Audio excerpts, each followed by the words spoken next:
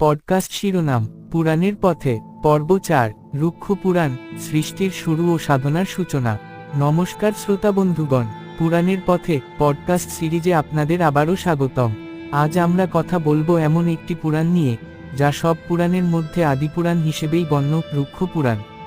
এটি শুধু একটি ধর্মগ্রন্থ নয়, এটি এক সৃষ্টির বীজ, যেখানে মহাবিশ্বের উৎপত্তি, দেবতাদের আবির্ভাব, তীর্থস্থানগুলোর মাহাত্ম্য এবং ধর্মাচরণের পথ দেখানো হয়েছে। রুক্ষ পুরাণের পরিচয়। রুক্ষ পুরাণকে বলা হয় আদিপুরাণ কারণ এটি ছিল প্রাচীনতম পুরাণগুলির অন্যতম। এর রচয়িতা হিসাবে ধরা হয় মহর্ষি বেদব্যাসকে। এটি মূলত সাত্ত্বিক ও রাজসিক গুণে বিভূষিত। এই পুরাণের মূল দেবতা ব্রহ্মা, কিন্তু বিষ্ণু ও শিবের কাহিনীও সমানভাবে স্থান পেয়েছে। মোট অধ্যায়ের সংখ্যা প্রায় 245, যদিও বিভিন্ন সংস্করণে কিছু পার্থক্য রয়েছে। এই পুরাণের লক্ষ্য শুধুই ধর্মকথা বলা নয়, বরং মানুষকে তীর্থ, ব্রত, দান, যোগ ও ভক্তির মাধ্যমে আত্মোন্নতির পথে পরিচালনা করা। সৃষ্টি ও ব্রহ্মাণ্ড তত্ত্ব। রুক্ষ পুরাণ শুরু হয় এক গম্ভীর প্রশ্ন দিয়ে, এই বিশ্ব কোথা থেকে এলো? পুরাণ বলছে, সৃষ্টির আগে ছিল একমাত্র পরব্রহ্ম, নিরাকার, নির্গুণ চেতনা। এই চেতনারই ইচ্ছায় জন্ম নেন ব্রহ্মা, যিনি মহাজগৎ সৃষ্টি করেন। তার মন থেকে উৎপন্ন হয় মনের দেবতা মনু, 10 প্রজাপতি, এবং পরে মানুষ, প্রাণী, বৃক্ষ, নদী, পর্বত ও সমস্ত জড় ও জীব। এই অংশে বলা হয় যে সৃষ্টি একটি চক্র, সৃষ্টি থেকে, স্থিতি থেকে, প্রলয় থেকে, পুনঃসৃষ্টি। এই চক্র চলতেই থাকে যুগে যুগে। ধর্ম ও জীবনের পথ। রুক্ষ পুরাণে বিশেষভাবে গুরুত্ব দেওয়া হয়েছে ধর্মাচরণ ও নৈতিক জীবনের প্রতি। এখানে বলা হয়েছে, যে ব্যক্তি তীর্থে গমন করে, দান করে, উপবাস পালন করে, বা পবিত্র ব্রতের অধিকারী হয়, সে জীবনে ও পরজীবনে কল্যাণ লাভ করে। তীর্থমহিমা। পুরাণে বহু তীর্থস্থান, যেমন পুষ্কর, প্রয়াগ, বারাণসী, কান্যকুজ ও পুরী এর মাহাত্ম্য বর্ণনা করা হয়েছে। ব্রত ও উৎসব।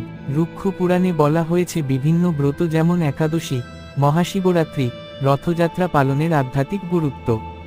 দান ও সেবা। এখানে দানের প্রকৃতি ও ফলাফল নিয়ে বিস্তর আলোচনা রয়েছে। বিশেষ করে অন্নদান, বস্ত্রদান, জলদান এবং জ্ঞানদানকে সর্বশ্রেষ্ঠ বলা হয়েছে। বিষ্ণু ও শিবের মাহাত্ম্য। যদিও এই পুরাণ ব্রহ্মার নামে, তবুও বিশদভাবে বর্ণনা করা হয়েছে বিষ্ণু ও শিবের কীর্তি। বিষ্ণুর কাহিনী। রুক্ষ পুরাণে বিষ্ণুর বিভিন্ন অবতারের কাহিনী যেমন বরাহ, নরসিংহ ও রামকৃষ্ণ অবতার তুলে ধরা হয়েছে। শিবতত্ত্ব। এখানে আমরা পাই গঙ্গা অবতরণ, শিবের তাণ্ডব এবং বিশ্বেশ্বর রূপে শিবের উপাসনার বর্ণনা। এগুলো প্রমাণ করে যে এই পুরাণ একটি সামঞ্জস্যের দর্শন দেয়, যেখানে সৃষ্টিকর্তা ব্রহ্মা, পালনকর্তা বিষ্ণু এবং সংহারকর্তা শিব, তিনিই এক মহাশক্তির 3 রূপ। ইতিহাস ও রাজবংশের বিবরণ। রুক্ষ পুরাণে রয়েছে চন্দ্রবংশ ও সূর্যবংশের বংশবৃত্তান্ত। আমরা জানতে পারি রাজা ইক্ষ্বাকু, ভগীরথ, হরিশ্চন্দ্র, রঘু, দিলীপ ও রামের মতো রাজাদের কাহিনী। এছাড়া পাওয়া যায় নানা পুরাকালের ঋষি, দেবতা ও অসুরের বিবরণ, যা ভারতীয় সংস্কৃতির ভিত্তি গড়ে তোলে। জীবনের চূড়ান্ত উদ্দেশ্য। রুক্ষ পুরাণ বারবার বলেছে, এই জগৎ ক্ষণস্থায়ী, কিন্তু ধর্ম, জ্ঞান ও ভক্তি অনন্ত। এই পুরাণ আমাদের শেখায় আত্মজ্ঞান অর্জনের পথ, এবং বলে, যে ব্যক্তি নিজেকে ও পরম ব্রহ্মকে চিনতে পারে, সেই প্রকৃত মুক্তিপথে চলেছে। এই ছিল রুক্ষ পুরাণের এক ঝলক ভ্রমণ, সৃষ্টির আদি, ধর্মের সাধনা এবং আত্মজ্ঞানের সূচনা।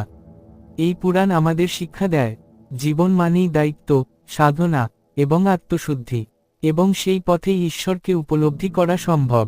পরবর্তী পর্বে আমরা পা রাখব নারদ পুরাণের জগতে, যেখানে সঙ্গীত, ভক্তি এবং নারদের অনন্য দর্শন নিয়ে আলোচনা করব। ততদিন থাকুন ভক্তিতে, থাকুন জ্ঞানে। নমস্কার।